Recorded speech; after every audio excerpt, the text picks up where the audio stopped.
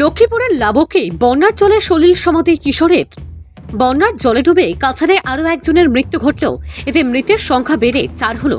শনিবার বিকালে লক্ষ্মীপুর কেন্দ্রের লাবক এলাকা থেকে এই কিশোরের মৃতদেহ উদ্ধার করা হয়। এদিন সকালে লাবক বিল বাগানে বন্যার জলে ডুবে এক কিশোরের মৃত্যু। জানা যায়, শ্যামকুমার পানিকা নামে 14 বছরের কিশোরটি অন্যদের সঙ্গে খেলতে গিয়ে বাড়ির পাশে হঠাৎ বন্যার জলে পড়ে যায়।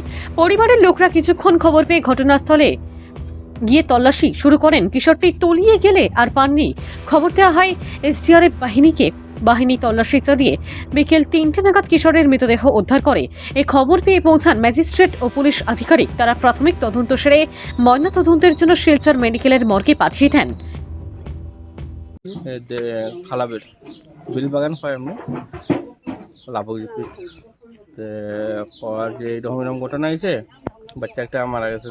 লগে লগে আমি ওসির সাথে ফোন করছি, এমএলএর সাথে ফোন করছি, লগে লগে টিমও তারা রেডি হয়ে আই। হওয়ার পরে যে আমরা এখানে টিম রেডি করতে করতে ফোন আইছে যে বাচ্চাটা মারা গেছে। এরপরে এখন গিয়ে তো আমরা ডেড বডিটা আনলাম। ডেড বডি জনসাধারণ তার বাবা আছে।